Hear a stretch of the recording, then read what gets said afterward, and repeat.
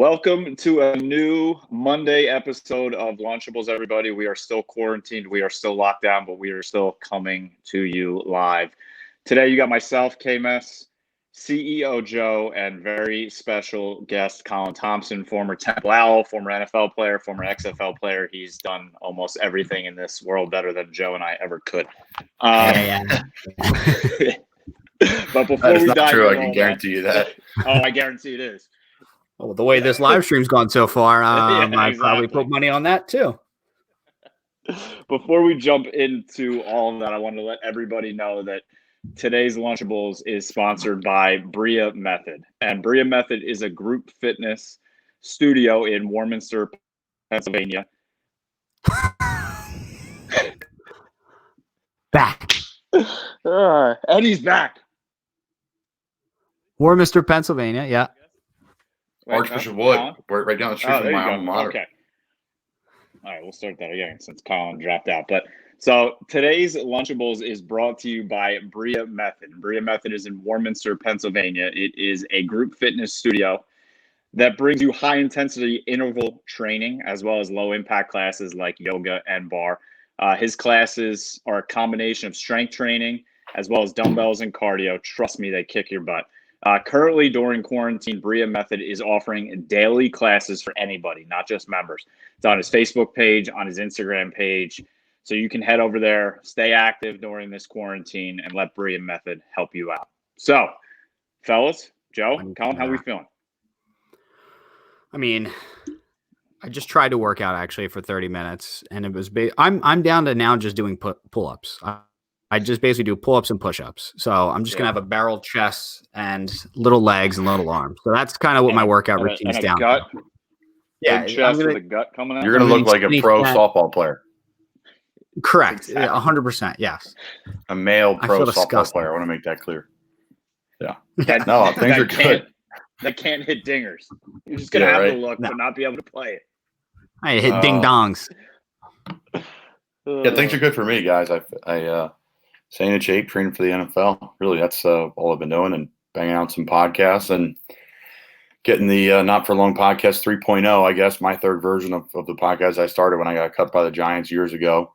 Getting that going, and then quarantine officially hit me on Sunday. I talked to you guys before, but it hit me on Sunday when got all excited, in an adult beverage, sat down, thought Jim Nance's voice and Tiger Woods chiming in was going to just get me so jacked up, and I sat down and I just was not excited at all, and I miss live sports, really do. It's not the same, man. It's just not the same. I've watched the Super Bowl replay. I watched the Miracle at the Meadowlands 2. I will say that got me kind of jacked up, but at the end of the day, I need live. I need something, anything. Yeah. Like our live stream chip off the other day, which yes. I am the new champion. Joseph can't chip. I think he hit like 3 in. It was terrible. We're hit 7. For everybody that did tune in, we appreciate it. Total Cryo sponsor, but we're thinking about putting that into a tournament style. Maybe you'll even see Colin on there, maybe a few other people. So stay tuned for that.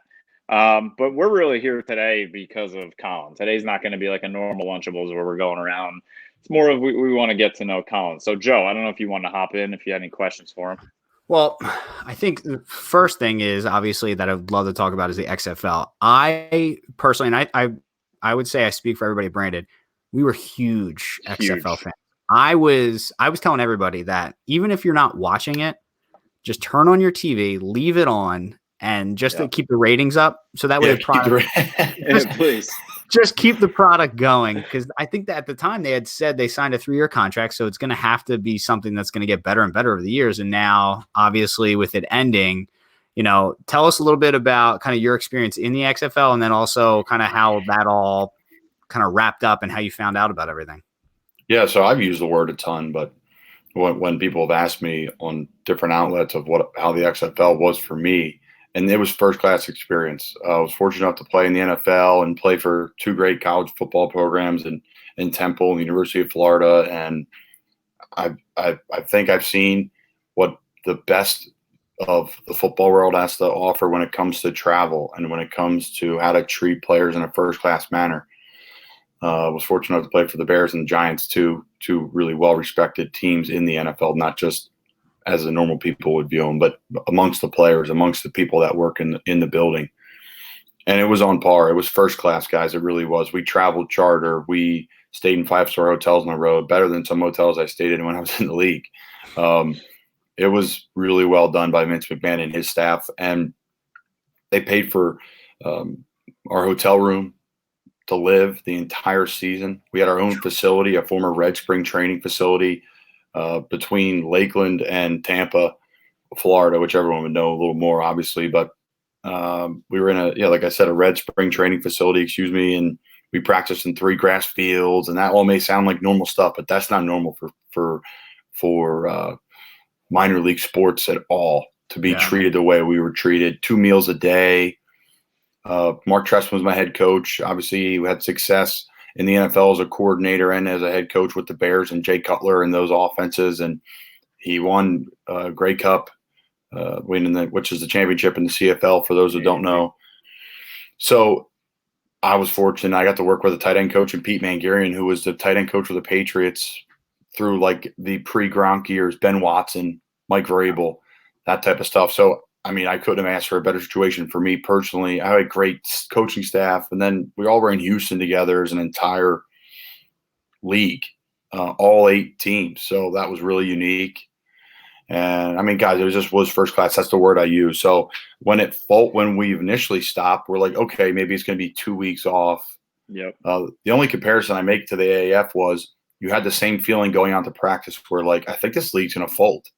There's a lot going on in the world. Well, the AAF, there was a lot going on with the articles coming out, right? And it was a big topic. And the AAF did okay.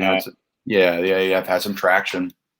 But that folded. We were, practicing and walking through, and that folded actually. But, I've heard a bunch of different stories from me. Actually, I was here right where I'm at now between Panama City and Destin, Florida, just hanging out, waiting to head home back to Philly area. So nonetheless, so there was a lot of comparisons. We got to practice, and I was like, this is a lot. Like the AAF guys, this feels really weird, really loose. Enjoy it, because I think it's going to be our last practice. That night, the NBA folded.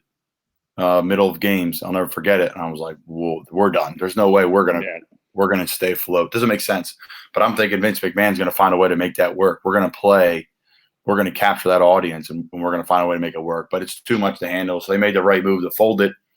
And then, to speed up the process, here we are. Would have been the last game of the year. Would have been Easter Sunday. We would have played New York and Tampa, and it folded obviously before that. And yeah, it was weird. I was here, obviously, and people are sending it to me like, "Oh, what is this?" I'm like, it's all smoke. There's no way they're going to fold it. If anything, they're doing it as a business move. Yep. And they're going to, just like every other company is, right? You're cutting people. Everyone's filed for unemployment. Okay, it's kind of the nature of the world right now. Well, come back. I think it's coming back. Now I'm hearing it's not coming back at all. For my agents at Pro Star Sports, actually Warren Schmitz out of Philly, Cheltenham area, he talked to him. He's like, guys, and he let all of us know that they don't know if it's coming back or not, but everyone's fired other than a small group of individuals that are working in the WWE headquarters, XFL headquarters too, in Connecticut. So yeah, so it's a shame. Colin, yeah. So you're so saying we don't know if it's going to come back or not. So you right now are free to sign with an NFL team, right? You would have no longer ties with Tampa. And we were before as well. When that league, when with the coronavirus, when that started affecting the XFL as well, and that league and our league stopped, the season got canceled. The second half of the season, we were allowed as well too. You just had to let them know. And then I guess if you came back to the XFL, if you came back to the XFL from after getting cut from an NFL team, you'd have to go back to that team unless they waived you. So they would kind of PJ signed with the Panthers, I think, like right after that ended. Yeah, PJ signed right away. Actually, had him on my podcast. It was great. He's the man. He's a great guy. He deserves the world, man. He did a lot of Temple and a lot of Philly. Was a key piece of bringing Temple back on the map. The same with Matt Rule, and then they're joining together in Carolina, which is really cool. I mean, some of the things he was doing, like, people were questioning some of the great games he was having, but I was like, look at half, if not all, of the backups in the NFL. Like, I'm a Cowboys fan, unfortunately, and like Cooper Rush is the backup to Dak. Are you telling me Cooper Rush could have done what PJ was doing in the XFL? Not a chance. So that dude deserves 1,000% to be in. That's an interesting take, and we're going to get through the Sports Illustrated SI rankings. We'll get to it.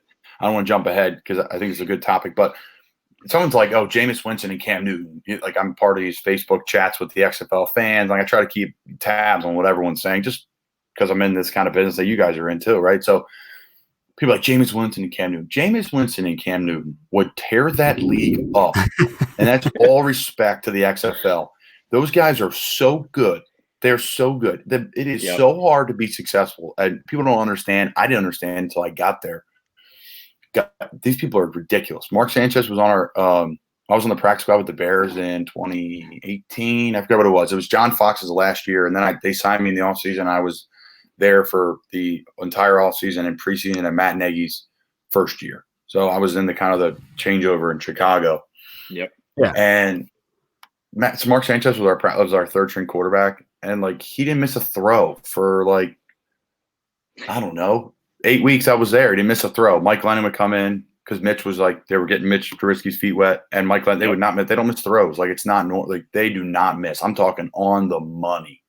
Like, everything's on the money. So that's when I opened my eyes. I'm like, wow, these are different people. Different there's a certain level, right? And then there's like the guys that are trying to work to get there. I think there's definitely a place. Talking to PJ years ago, he's like, I think I would go to the CFL. I would go to the XFL. I would think about the AAF if the money was there, because the opportunity, everyone wants to play. Like, okay, great. You get to your goals, get to the NFL, and then you make a practice squad, and you're like, this is pretty cool. And then about 3 weeks later, you're like, okay, I want to go play in the games now. Like, I'm ready to go. Like, I'm done practicing. So good for PJ. He took advantage of it. He tore it up. He was in a perfect offense for him too. He can just rip it. He's got a huge arm. I think he ran better than he usually does. Everyone thinks he's a running quarterback. He's a good athlete, but he's really not a great, like, I'm not saying great runner, but he's not Lamar Jackson type running the football. Mm-hmm. He's an efficient runner. He slides well. He's smart. He can run, but he's not going to pull away from a bunch of guys. So he did great. I'm happy for Carolina. He'll be, hopefully he'll compete with Teddy, but he'll be a good backup with Teddy, him and Will Greer. I played with Will in Florida too. So I know both of them down there. It's awesome. So do you think if you had to put money on it, do you think it'll be back either next year or the year after? Because I think it has to. They want to ride the momentum if they do bring it back, so it would have to be within the next 2 years. Of course. But do you see the XFL coming back? I don't know, guys. To be honest with you, I think we don't know anything with this current landscape, right? Everyone's saying, well, in June maybe we'll have the NBA back. Well, we have no idea. This thing, no. It may not get worse, quote unquote, the virus. Like it may stop spreading in our country or whatever it may be, but then you still have to go through crazy hurdles to bring just the current leagues back. Yeah. The ripple effect may eliminate the XFL, meaning you may have a lot of stuff going on while the XFL is trying to start their season. Do the leagues get pushed back? Does the NFL playoffs go all the way into March? Like, how's that going to go? Right. So that affected it. Could I see the XFL taking a year off? Maybe. Could I see the XFL coming back next year? Sure. I mean, I think you can make an argument for anything at this point, but there's no like facts to say like, this is why I think this XFL is coming back or not coming back. Cause it's just uncharted territories for everything. You can't make a legitimate really prediction on anything. It's just so up in the air. So I would love to see it come back. I think the momentum, like you said, was fantastic, especially in these, like DC was great. They had that soccer stadium. Brilliant. I mean, it ended up being a lot crazier than I thought. I thought DC honestly would be more kind of like how DC is, a little presidential, like a lot of people that you like just that are commuting in and out of the city for work. That's what this. I've been in DC on the weekends. My girlfriend used to live in the Navy Yard. Like now the Navy Yard's crazy right around the National Stadium. Like there's a great, youth movement going in there to live and work. So that was fantastic there. And then our Vipers games were packed too. So I hope it comes back, but I don't know. I don't know, man. It was guys like you love it. So many people text me every week, like just turn on the game for the first time. What a great product. We were all in. Dude, we were in on the AAF for like a week, I think. Like it was because it was new, but then like with the XFL, like we were in. Yeah, no, the XFL felt different. It felt more professional. It felt more, there was more excitement level coming into it. The bigger names, you knew more people.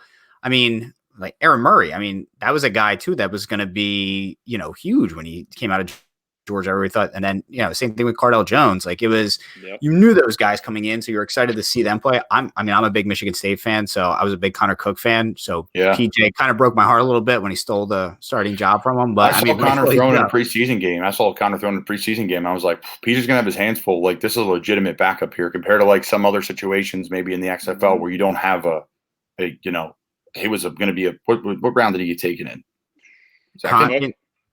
In the XFL or the NFL? NFL. The NFL, he was 4, I believe. I think he was right before because Dallas wanted him, and then they got swiped up right before, and then they were forced to take. Yeah, so I mean, he was right. Like there was like, which I don't know, but there was like different. I remember him coming out right. There was like leadership concerns, whatever. But the guy was a good football player nonetheless, and he's a legitimate backup he's competing against. Like I think PJ was the only quarterback that got selected pre-draft. They had that pre-draft quarterback selection that actually played the entire year because Aaron Murray, he didn't for us. Taylor Cornelius came in and was a really, really good player. On a kid out of Oklahoma State who just had a cup of coffee with the Packers and really someone to keep your eye on. He jumped that offense alive when he came in. We changed everything too. I mean, Aaron gets a lot of blame, but he doesn't deserve as much as he should get, in my opinion. We changed the offense. We ran the ball more. We had 2 stud running backs that led the XFL in yards after contact. I mean, we changed our entire system. But you're right. I think Taylor came in and jumped it. But like Matt McGloin, Luis Perez, he kind of started turning them in the right direction. Josh Johnson came in, even though Luis got traded from L.A. to New York. Josh came in and did well. So. No, it was good. It's about the quarterbacks, guys. So if you can convince these, like a PJ Walker, a guy that's been on the P squad, or you have a veteran like Josh Johnson, or Luis Perez, who's like trying to get back in. He was with the Eagles for a little bit. So I think that's the success of the league really rides on those quarterbacks. So you spurred a question. It's not on our list, but so we're talking about will the XFL come back and how awesome the fans were. And you obviously played in some awesome places like Soldier Field and, the Swamp. If, sports do come back, any of these leagues, how would it be for you to play literally if they had to play with no fans in an empty stadium? Because obviously you play the game because you love the game, but like players thrive off that atmosphere, right? Well, guys, I played at Temple. Hey, but look at the picture in the background. I'm kidding. I love Al Nation. We got great fans. That's just a joke. There's games though. We look up in the stands and you're like, we're playing Tulane, and you're like, man, there's nobody here. There's nobody here. I mean, we played Division II lacrosse, so I think we understand that. Yeah, I mean, I think if we had a stadium at Temple, it'd be much different, right? You have a 30,000 seat stadium, and it's quaint and it's really unique, and like a lot of the other American Conference stadiums that I played in University of Houston in the XFL too. They're nice. They fit it. It doesn't look empty, right? Your bottom bowl is at least full. Here, you're at the link, and it's like, man, there's like 2 levels that have not a soul on them. The bottom bowl is not even half full. But now again, the more we wanted Temple, the more people came out. Temple's got a loyal fan base that are fantastic. I've been on the Owl Scoop. Like I love Temple fans. They're great. They really are. I was at the Notre Dame game there. The place was just bumping. That place was rocking. Bumping. Awesome. Yeah, so it was cool. Penn State was bumping. There was a lot of other games throughout my time there that were great too. Like, but you almost wanted it that way. I'm like, I don't want anybody new. These people have been with us the entire time. So I don't want to get off topic, but that was a joke. Temple's got great fans, but no, I mean, man, it's tough. I'll be honest with you guys. It's tough. Like we went out to LA. And they actually ended up having a decent crowd about towards the end of the game. But it was typical LA. Like everyone's like just finished dinner and kind of rolled in at like 6:30. Yeah. But the first half, there's nobody there. We went up big. And I think we went by like 3 scores on LA. They ended up coming back and beating us our last game. But yeah, I mean, it's quiet. It's quiet for sure. The home games were great. We had 2 of them. They were great. We had 15,000 people on a Sunday night. That's what I say. That's when the league was a success. It's Sunday night. In Florida, in Tampa, spring training's already started. There's much better things to do with your Sunday, and you got work Monday morning, and you're going to drag the family out to an XFL game, and we're 0-3. DC comes to town. We had 15,000 people. Place was loud as heck. They had to have a silent cadence at times. So that's rare. And we had a good thing going in Tampa. But no, I think again, I'm going to get off topic. I'm sorry. No. I'm going to bring it back to the topic. Would players struggle? Right, that was your question to get going. Just would it be? I was listening to a little bit of Cowherd today, and he was saying, he was saying about like NBA would be fine because he's like, this is AAU ball, guys. Like they're used to do this. Is nothing new. These guys get their scholarships in high school playing AAU basketball in front of 20 parents. That's it. Yeah. I don't know. It's going to be interesting to see, right? You do draw from the fans though, when you're having a rough day. I'll be honest with you. That's why the away games late in the year when teams are beat up, they're tough places to play. You got to really have a tight knit team if you're going to go in and get a win because it's week 14, week 15. You had a bye week early in the year. I'm just talking XFL. You're beat up. So, a little adrenaline always helps. Yeah. And, I mean, I think more I fans agree are better. with basketball. I think baseball, but can you imagine, if football started and like it's Dallas and Philly in the link and there's no one in the crowd? Be crazy, right? And then can you let people in the stands like later on? Imagine the people in Philly would be like so pissed, like the Eagles didn't have home field advantage, and now you're going to Dallas, and now Dallas got home field advantage because after week 9, everyone can go back into the stadium. That's a really good point. I didn't think of that. So I don't know, man. I think we're in. I said it, on Bruno and Harry's show on Sirius. I think we're in serious. Everything's in serious jeopardy. I don't have I don't have a pillar to lean on and say this is why. I just think that it just keeps getting worse and worse, and everyone's trying. Think the first major sport will come back. We talked about this on one of the shows last week. We're gonna put your date on. Everybody had to pick a date. A date. I'm gonna go mid-September, whatever that weekend is. You're right there with I think that's what Allie said. I actually said I don't think you're going to see a major sport until like early October, like that first Saturday in October. Yeah, push the NFL back. That allows the NBA to finish. Push college football back. It's gonna, there's so many hurdles to come up with when it comes to college athletics. I mean, we could be here all day talking about it. There's no right answer to any of this, which is very hard because, and I'm sure it's hard for these owners and these GMs. There's no dates. There's no schedules. There's no I agree with X because of Y. You can't. You just got to speculate, and nobody's opinion's that crazy or that factual. It's very weird time, guys. Yeah, it's so easy to say go with the flow, but it's so hard. Everybody's hurting for sports right now, which actually is something I wanted to talk about on here. So, perfect. ESPN or NBA or whoever actually it was that did the horse competition. The broadcast is dog shit. All right. I mean, we did our chip off on Saturday, and it had a beautiful background, just like this. We had to scroll. You could see us. We weren't I mean, this is ESPN, and it looked like 1984. It was terrible. The problem was you had like all the guys just on their cell phones, but it looked like everybody in the NBA for some reason still owns like a T-Mobile like Razor phone or whatever they are. Like they were terrible. But so one of the questions that we came up with that we were trying to figure out is if you had to play horse against any NBA player, who do you think you could beat? Like who's an NBA player you think in a game of horse you could beat? Well, I went through the list, and I couldn't come up with a person. Here's what I'd like to do, though. I'd like to go against Steph Curry. Just to stand next to him or do these videos with him and just be like, let me see if I can hit this shot. Like, this dude just literally just flicks it from, like, when he's in the locker room and it goes in. I just thought of that. I mean, I don't even know. Me and Shaq probably, right? Back in the day, I could probably draw better than back in the day than now. I feel like everyone could shoot now.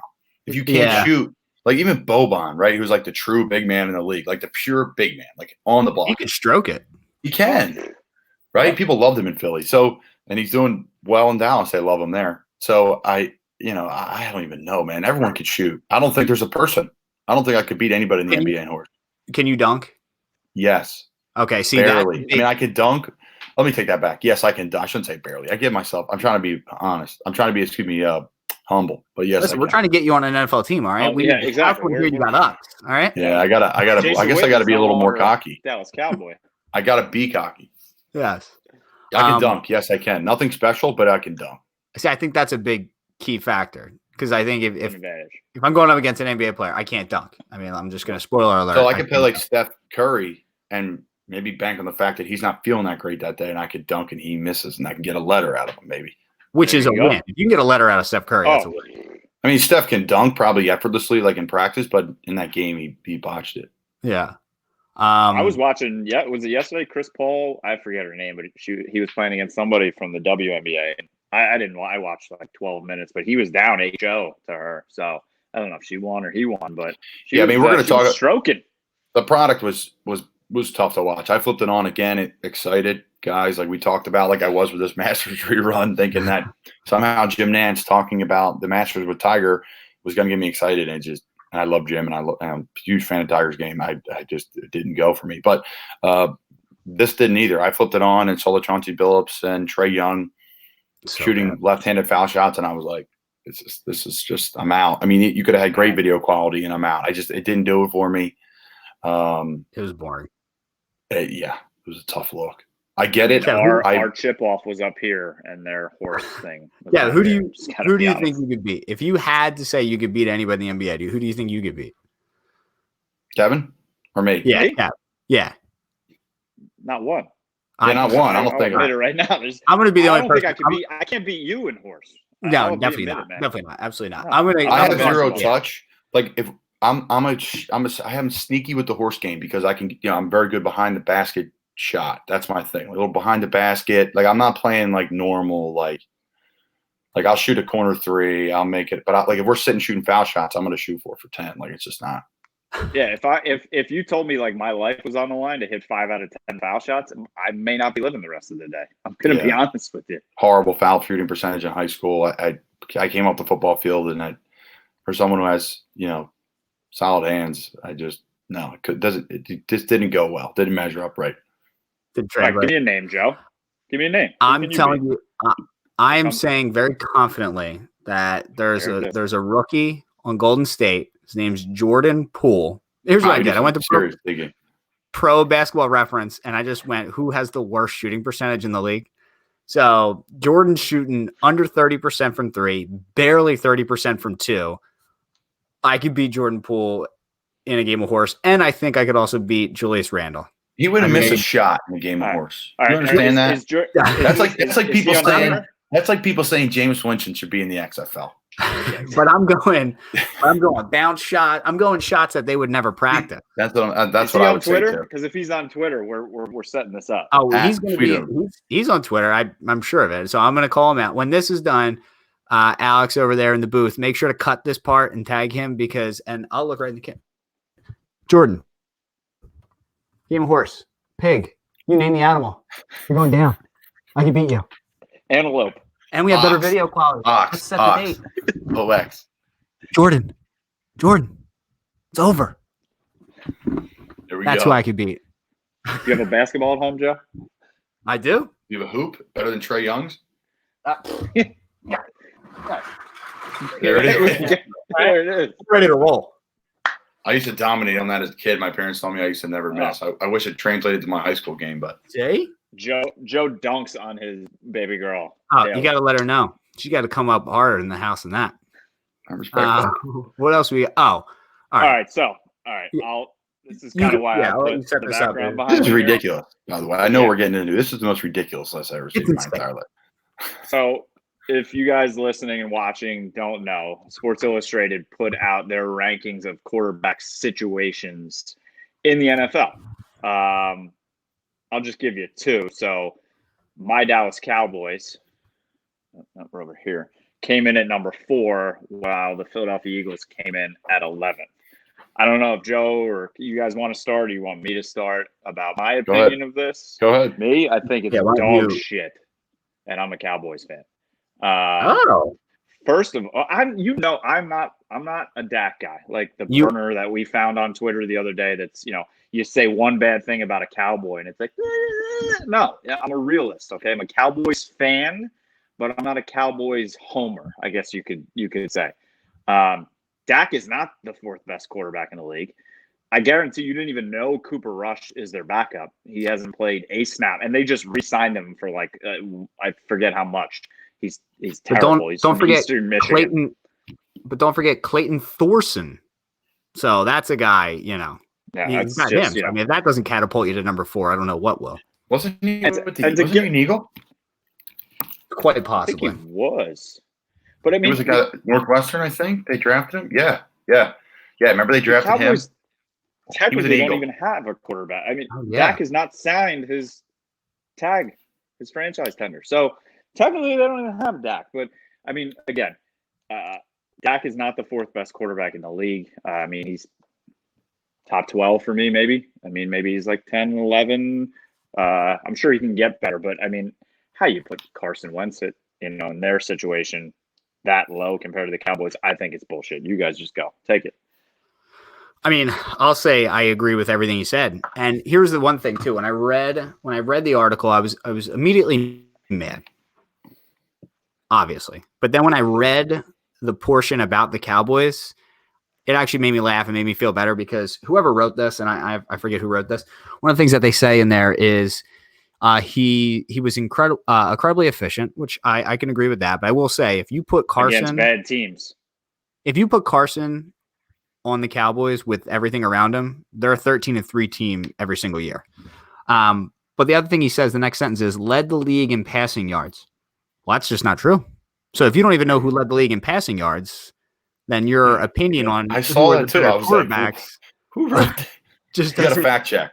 doesn't matter at all.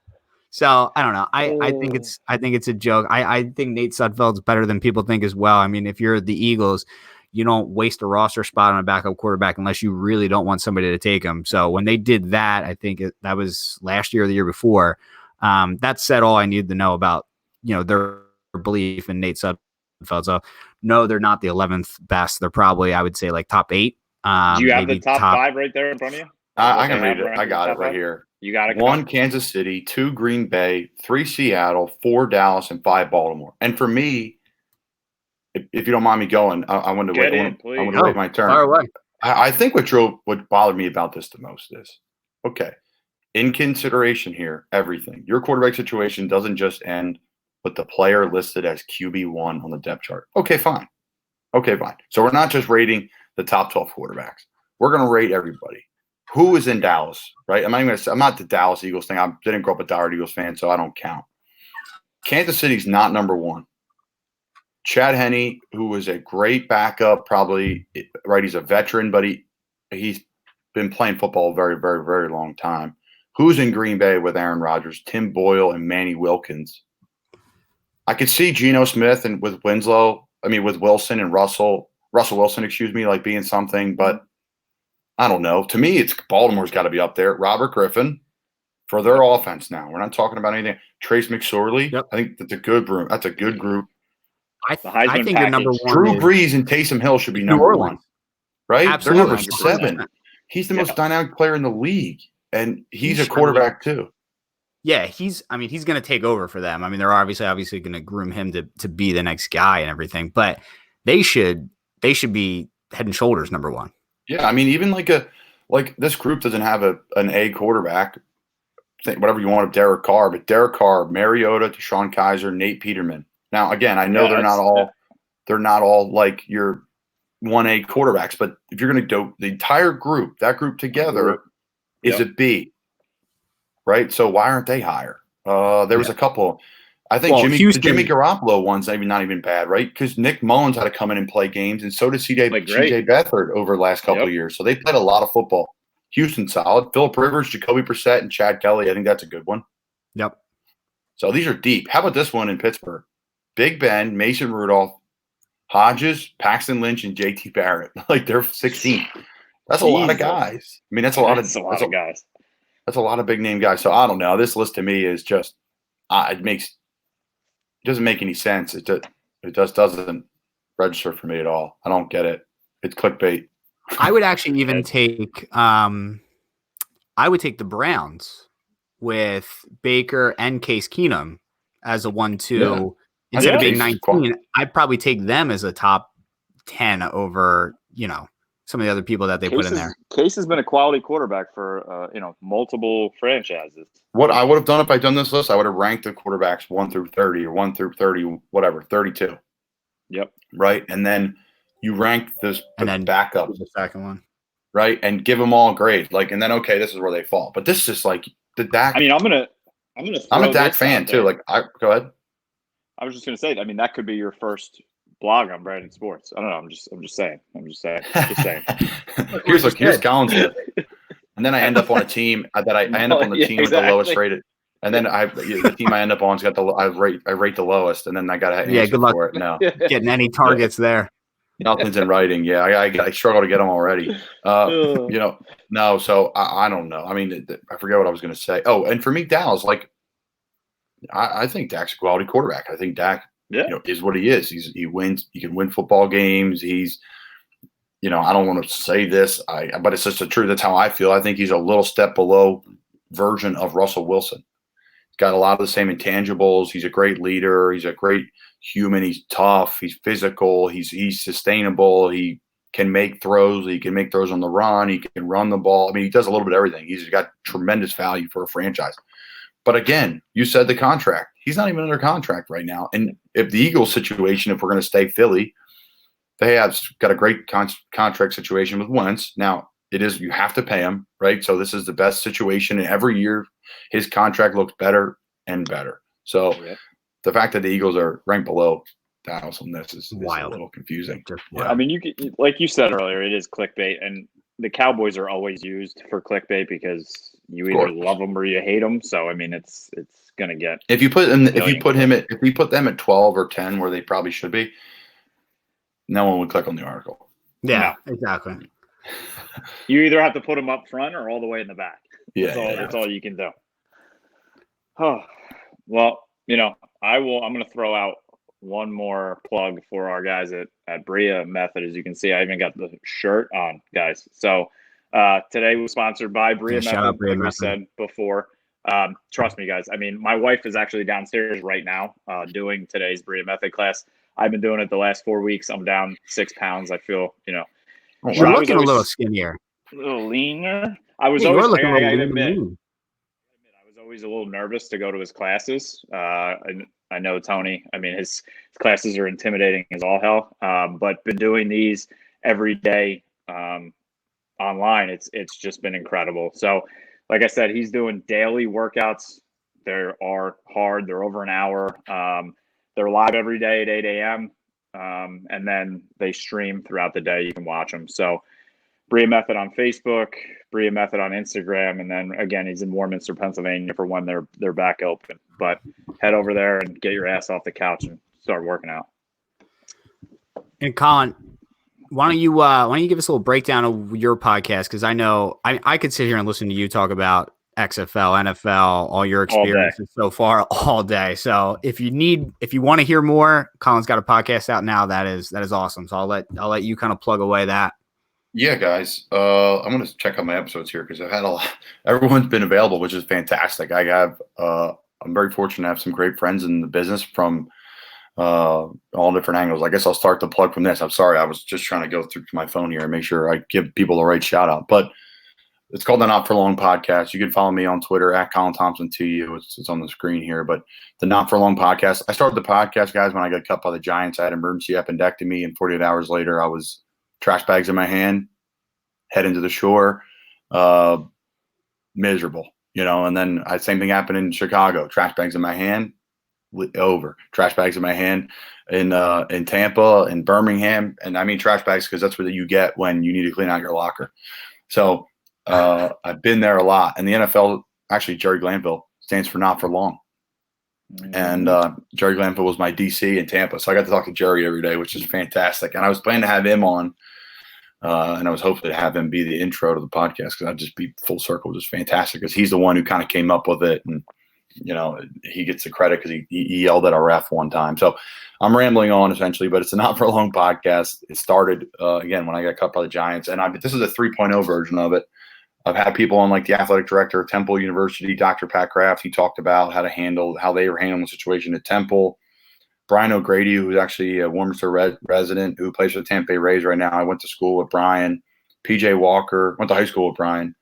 PJ Walker, I've had Paul Sheehy, Pro Star Sports. He was on. He talked about the latest of the NFL and the CBA. Definitely check that out if you're an NFL fan. There's some things on there that I think you'll really enjoy business-wise, learning about the league, which is something that I think they don't cover enough. I think the NFL Network should have a 30-minute segment about the business of the NFL and talk contracts and talk pension and talk 401k and talk about retirement and all the things that people love the NFL and want to learn more. So that's a good one. So we have everybody on, guys, from all different sports. A bunch of my Vipers teammates came on, operations people, and I had people tell their story or have them, kind of cover a hot topic. So one coming out this week is Michael Burton.